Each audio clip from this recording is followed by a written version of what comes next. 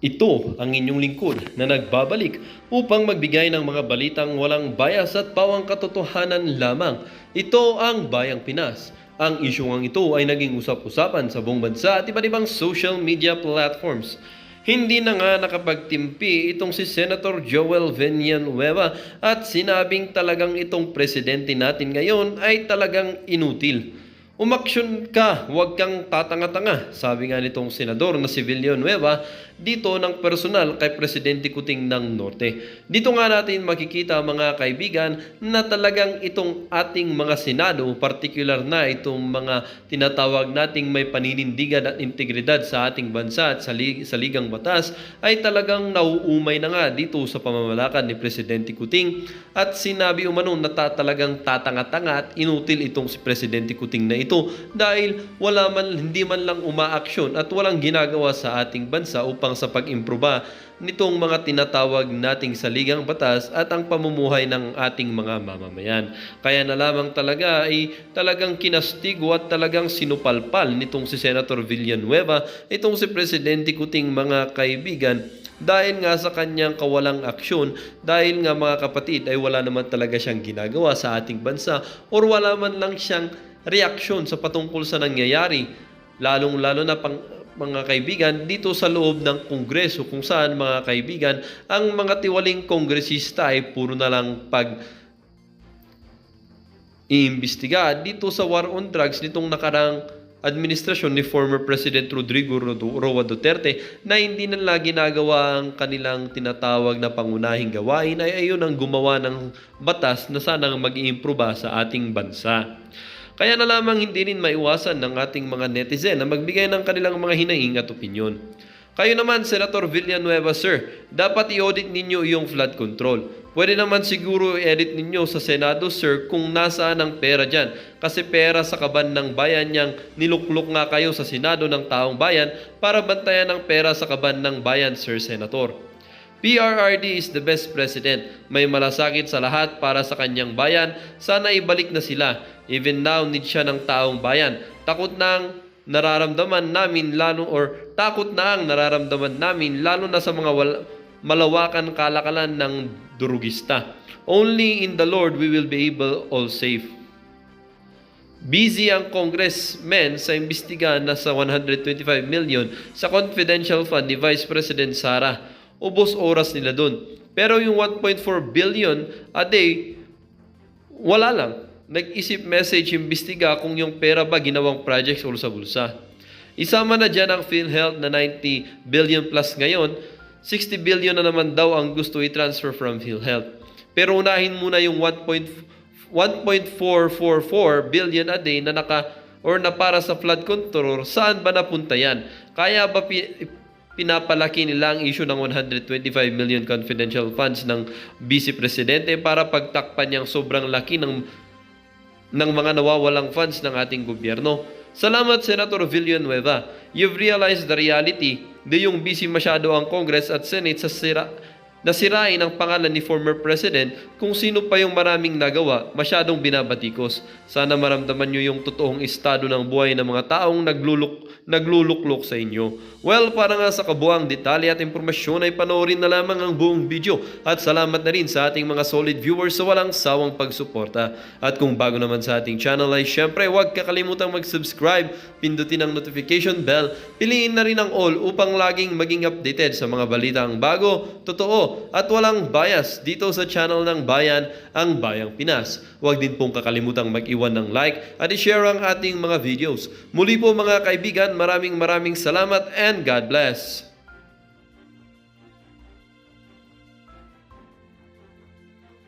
Hindi ko po alam kung paano ako magsisimula sapagkat isang taon na yung nakakaraan.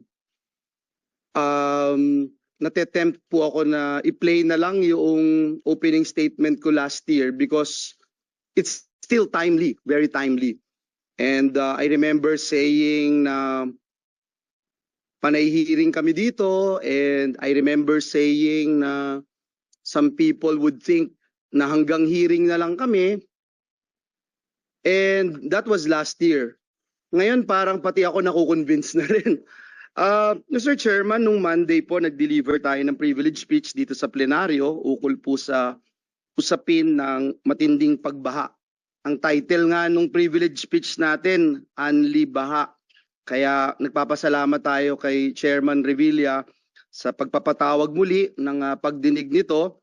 Sana po itong Anli hearings tungkol sa Anli Baha magkaroon na ng pangmatagalang solusyon. Dahil yung Anli hearings mahirap at masakit din po pakinggan, lalo na sa isang public servant who hails from the province of Bulacan na laging hinihingan ng resibo kung ano na yung nagawa or po pwede pang magawa doon sa aming lalawigan. Hindi po ako magtatagal sa aking opening statement. I'd rather hear the reports coming from different agencies of the government and perhaps ask questions. Tulad po ng mga nabanggit ng aking mga kasamahan at nabanggit natin dun sa privilege speech natin nitong nakaraang Lunes, nais po nating malaman yung mga sumusunod, no? Una, doon sa SONA ng ating Pangulo at report ng DPWH, 5,500 plus flood control projects ang natapos na. We wanted to find out kung nasan po ito at yun po ba kumpleto at integrated sa isang master plan, kasi kung hindi, baka baliwala. Ano ba yung real status ng flood management master plan? Pinakitaan po ako ni Senator Amy noong 1972 na meron pong Executive Presidential Decree number 18 na imagine po, nag-i-establish na ng Metropolitan Manila Flood Control and Drainage Council. And the chairman kanina made mention about the 1.14 trillion pesos na ginastos natin the past 10 years. Inaaral ho nating husto yung mga budget ng iba't ibang ahensya ng pamahalaan. Pagsamahin na natin ng DPWH, climate change, MMDA, DENR, etc. Tumataginting po na 1.44 billion pesos a day. 1,440 million a day na flood control project. I mean, gaano ho kaya kasakit ito pagka ikaw ay hanggang ngayon may tubig baha sa loob ng bahay mo, wala kang kuryente, pag magtitimpla ka ng kape, lulusong ka sa baha dahil bababa ka ng bahay mo. Naranasan ho namin ito, Your Honors, kaya hindi nyo pwedeng sabihin na wala akong karapatan. Hindi ko sinasabing mabigat yung naranasan namin dahil sa bahay namin sa Bukawi, mismo may baha po sa loob ng mismong bahay namin at sa labas po lampas tao na. Mr. Chairman, bakit ba napakalaki ng pondo na binibigay natin sa flood control kung hindi naman natin napag-aaralan pala? Because it appears parang hindi napag-aaralan. Now, if you look at the feasibility study, Mr. Chairman, gusto ko malaman, epektibo ba itong mga feasibility study na ito? Because this year alone, meron pong 23 billion na nakalaan for feasibility study dito lang po sa DPWH. Kailan po ba talaga magkakaroon ng clear-cut policy? Binabanggit nyo kanina, yung reclamation. I have nothing against reclamation, pero wala pa ho akong nakitang reclamation na effective. Siguro, I just need to be convinced na tama itong direksyon na ito. Dahil if you look at here in the Senate, kami ho sa Senado, meron po kaming group chat For the first time, naranasan ng Senado na halos hanggang baywang yung baha dito ho sa labas namin. And lahat ho kami nagtataka kasi parang first time ito, ang laki, ang taas ng tubig. And then you look at outside the Senate, wala na yung Manila Bay, Manila Sands na. Hindi ho ba parang common sense para sa amin, dahil hindi naman po kami eksperto, na sabihing may kinalaman yung reclamation dahil wala nang lusutan yung tubig Kitang-kita ho dito And at the same time, yan po yung dahilan kung bakit gusto ko rin sana, Mr. Chairman, ma-discuss yung status ng implementation ng Supreme Court Mandamus ruling dito po sa Manila Bay. Nakasaad po doon na may 13 government agencies to clean up, rehabilitate, and preserve Manila Bay. Actually, nakalagay po doon and make it for swimming. Hindi ko alam kung alam ng mga justices ng Supreme Court yung definition ng swimming, may tubig. Dito po, buhangin po yung nakikita. So, paano magsuswimming sa buhangin? Kaya, nais ko din pong alamin, Mr. Chairman, kung ito ba nangyayari sa atin ay katanggap-tanggap sa ating pamahalaan. Siguro, importanteng maparating natin kay Juan de la Cruz na hindi rin tayo mapakali. Gaya nila, hindi rin tayo makatulog sa gabi. Gaya nila, nangangamba rin tayo anong meron bukas. Tataas pa ba ang baha? Sisirain ba nito yung mga gamit namin? May kikitain ba ako bukas? Meron ba akong gamot na kailangang inumin?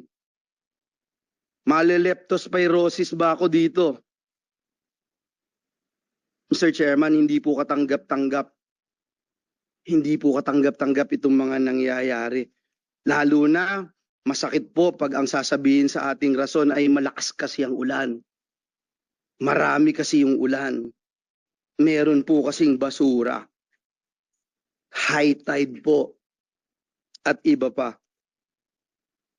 Hindi po mababalik ng mga dahilang ito yung buhay ng ating mga kababayan na nalunod, na kuryente, namatay dahil sa bagyo, pati na po yung libu-libong halaga ng ari-arian nila, milyon-bilyon na winasak ng rumaragasang tubig baha, bagyo na ating naranasan. So again, Mr. Chairman, I would like to put on record my full cooperation and support kung ano man ang ating ang kahihinatnan nitong hearing na ito, bagamat pangungunahan ko po kayong lahat, Mr. Chairman, and I don't think anyone can blame me how I'm feeling right now because taon-taon na lang po ito and it has worsened. Thank you, Mr. Chairman, and I expect a fruitful and meaningful discussion Yes, thank you. in this particular issues. Thank you. Preparing it. So next year, Honor. this year yan. Yes, it's Okay. now And now it's ongoing po. 2027, ongoing. Secretary. So the timeline, it will take. Wala naman nung pandemic siguro nang nangyari between last year and this year. Well, I think the process lang po kasi, the process of doing the detail in design for this type of mega projects takes time because we have to go on ground na po ito eh. Sige, Secretary. I just wanted to, sabi ni Senator Amy, tapos isisiro daw yung foreign assisted. So, hindi ko alam kung ano pa yung mapifeel natin, Secretary. Magkaibigan naman tayo, Secretary, and I know you share my sentiment, Secretary. I have been a senator for more than 6 years now, and I have to correct my colleagues here in the Senate at correct myself as well when I said the same thing over and over again because everyone na kinausap ko nitong nakaraang Karina, ang lahat nagsasabi, mas worse. Yung dating hanggang bewang, lagpas tao na. Yung dating hindi binabaha, binabaha na. Hindi inaabot na bahay, binabaha na. So, I don't know how else to say this, Mr. Chairman. Yung 5,500 pala na programs, projects na natapos na ipinagmalaki ng ating Pangulo noong SONA ay patsi-patsi lang. Hindi rin nakatulong tingin ko, Mr. Chairman, hindi nakatulong kasi patsi-patsi nga po eh. Sana ang hiling ko na lang po ay kahit na hindi po masisimulan next year, makita po natin talaga yung master plan para po meron ding confidence yung mga kababayan natin that it's really moving, Secretary. Kasi kung titingnan nyo po from last year tsaka this year, baka walang magsabing nag-improve talaga sa amin and I'm speaking from personal experience. So again, Secretary, and I mentioned this yesterday, I don't see anyone who can lead DPWH other than you. We trust you. We trust you since last year. and the day you assumed office. And sana wag nyo kaming biguin, Secretary. Secretary, I can assure you, Your Honor, that we will put priority on this project. I've just been handled actually the documentations on this project already, Your Honor, and this will be the basis for us to pursue this project. Secretary, do you have any idea magkano ba ang kakailanganing pondo para hindi to maging patsi-patsi? Kung talagang poponda mo, for example, para masolve ang problema in Bulacan, for example, magkano ang pera ng gobyerno ang kailangang gastusin para masolve ang problema dyan sa baha? Do you have any idea? On a project-to-project basis, siguro, Your Honor. So talagang magpapatsi-patsi pag ganon. I think, let's say, Kasi for kung example, halimbawa, for this project, 200 billion, 300 billion, ganon? for this project alone, it will cost 130 billion 130 billion Yes. for that. for this project alone. Chairman? Mr. Chairman? Mr. Chairman, siguro just to manage then our expectations, Secretary, kasi parang nabanggit nyo, for the master plan, feasibility study, parang it takes one presidency to finish it. Absolutely. Tama po ba? And then it's the next presidency who will implement the project. So I guess babalik tayo, Mr. Chairman, dun sa konsepto ng continuity. Kasi meron din ho tayong maling ugali na tuwing nagpapalit ng Pangulo, nagpapalit din ng proyekto. So kaya nga parang lumalabas, paulit-ulit ho yung plano kasi tuwing nagpapalit ng Pangulo, nagpapalit din ng plano.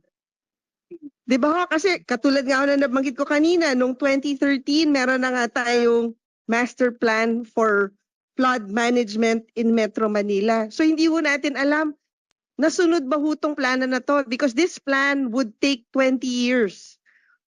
To So implement. siguro, natuloy ho ba tong plano na to? Or pagkatapos ho ba nung Pinoy presidency, nabago ho ba ang plano nung Duterte presidency up to ngayong Marcos presidency? Natuloy ho ba?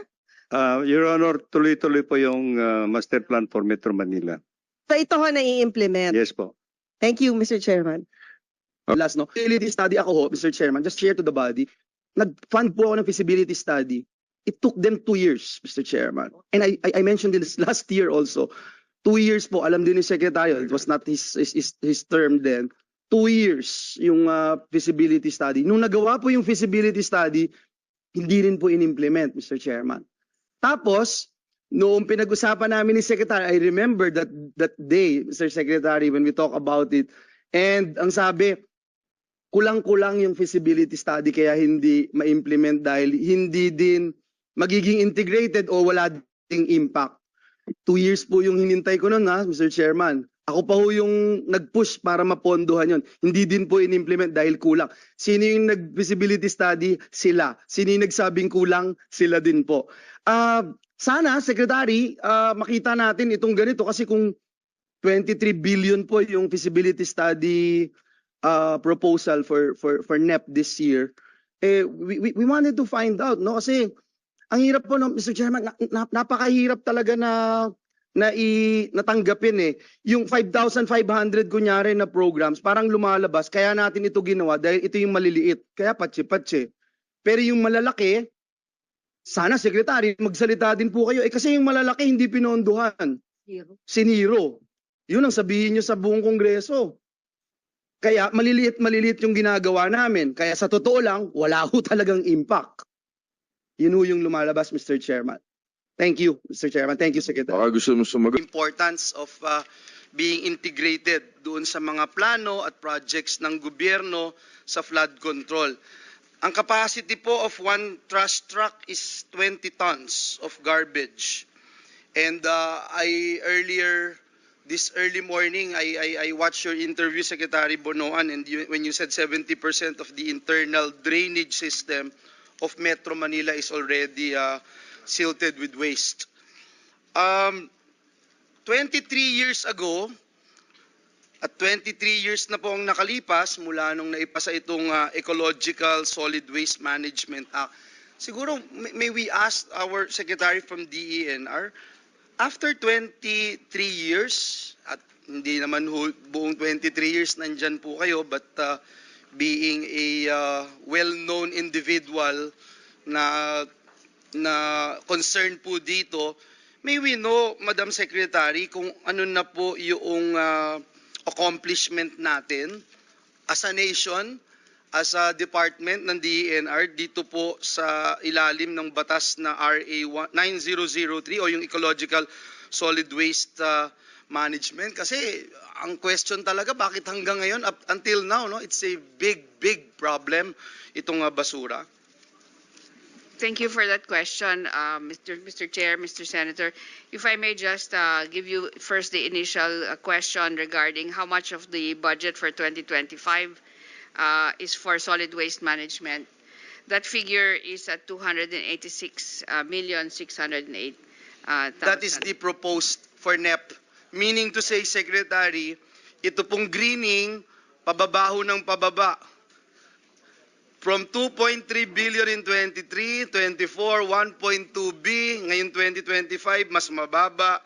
Ngayon din po sa ecological waste management, from 334, pababa na naman po ng 286 million.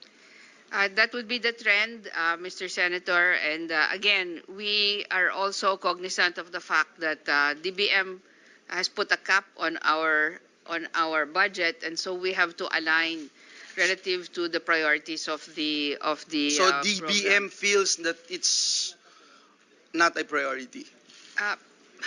Because it's going down. You said it's been the trend.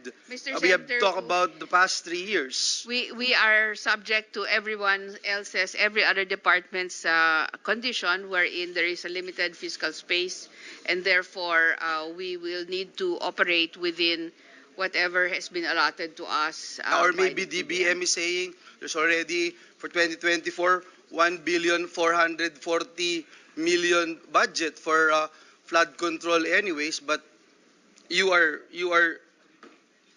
expected to perform and do your job in implementing ecological solid waste management, the greening program, etc., which I believe is very important, and our secretaries here and everyone perhaps in this room would agree that this is important. But anyway, may kanya-kanya po tayo talagang opinion. But again, I'd like to put my thoughts about this na pababa ng pababa, kaya yung baha pataas ng pataas. Thank Sige you. po, you can Thank you. answer my other questions, Mr. Thank you very Madam much, Senator. I wish to echo your own sentiments, Mr. Senator and Mr. Chair. We believe at the Department of Environment and Natural Resources that our budget and our mandate really intersects with many of the priorities of the different departments and mandates. So where we are actually limited in what is being allotted to us, we work with other departments on what we are now calling the convergence budgeting system to see how we can align our resources and our efforts to achieve the goals under the Philippine Development Plan. And so, sir, I do not have the generational data to actually say where we are at this point. However, I will say, Mr. Chair, Mr. Senator, that as climate changes, society is also changing. And our population growth, as well as our behaviors towards our environment, are very key in the management of the life of our ecosystems, especially in terms of urbanization, wherein our trend in this country is coastal urbanization. Where we have coastal urbanization, we actually combine the different elements of climate and disaster risk, as well as the opportunities that are also put in front of us because we have access to other natural resources which might not be available to only inland developments. And so when we look at a national land use law, for example, Mr. Chair, Mr. Senator, we actually have to look at our land use, what we call from ridge to reef. Everything that we do on land affects the ocean. Everything we do on the ocean and coastal areas will affect the way we'll be able to develop on land. And so the integrated approach to land use planning, I think is a prerequisite of a sustainable development agenda. Secondly, Mr. Chair, in terms of our behavior towards our own solid waste management, this is largely a behavioral and a social issue. It requires political will to actually begin to look at solid waste management as an industry that is required for sustainable development to actually happen. Thank you for that, Secretary. And let me cut you for a while and perhaps point out the importance of the local government units implementing this particular law. I wonder, Madam Secretary, because it's so nice to hear the words interconnectivity, integration, etc. I wonder, what about your participation in monitoring, perhaps assessing, or uh, um evaluating the performance of local government units in for example, if DILG would continue and they would be serious in filing charges sa mga LGU officials, sa LGUs na hindi nagpapatupad nito, malaki kaya yung na danyos o yung problema na naging problema natin sa baha, because si Secretary Bonoan nga made mention about it na 70% of internal drainage system ng Metro Manila imagine 70%. That's unbelievable. So there must be some sort of accountability from the LGU rin. Do you even push DILG to implement and enforce the law, monitor, assess their performance? Madam Secretary? Yes, thank you for that question, Mr. Chair, Mr. Senator. Yes, the DNR actually provides technical assistance, capacity building, even equipment support. We have turned over very recently, for example, 11 backhoes to different LGUs in Metro Manila in order for them to actually work on their own dredging activities. We are here to support DILG and the LGU specifically in their own specific solid waste management plans. Meron po silang plano, sinasubmit po nila lahat yan into the National Solid Waste Management Council. So in terms of implementation, ito po yung papel ng DNR. Equipment support, technical capacity building, technical assistance. The final implementation po, of course, will be with the frontline element, which will be the LGU. Kasi po, Madam Secretary, kaya ako nasabi yan, parang ang daming LGUs na na-awardan, Seal of Excellence, etc. Taon-taon, nakikita ko may mga malalaking tarpaulin pa ho Natatawa si dating Mayor JBRs ito. Ang dami ho Gusto nyo, picturean ko, tapos padadala ko din ho sa inyo. Pero kung nai-implement ba nila, baka din sa sinasabi ni Secretary na 70% na internal drainage system natin na puno ng basura, hindi nila na-implement. Pero ang daming tarpaulin na seal of good governance, etc. Mr. Chairman, let me go to another point that I'd like to raise on the issue of reclamation, Secretary. Ito pong Manila Bay natin, alam natin lahat, this is the famous Manila Bay. Kahit saan parte ng mundo, pinag-uusapan po ito. Our pride na Manila Bay, beautiful sunset, finest in the world, etc. I feel that it's our pride, no? Having studied abroad, going around different countries of the world, iba pride natin Tapos, ngayon, pag tumitingin po tayo, and lagi ko ito nasasabi, may kurot na po sa puso pagka tumingin ka sa Manila Bay. Kasi, again, wala na Parang yung Manila Sands, parang naging Suez Canal na tong Manila Bay Dati may Battle of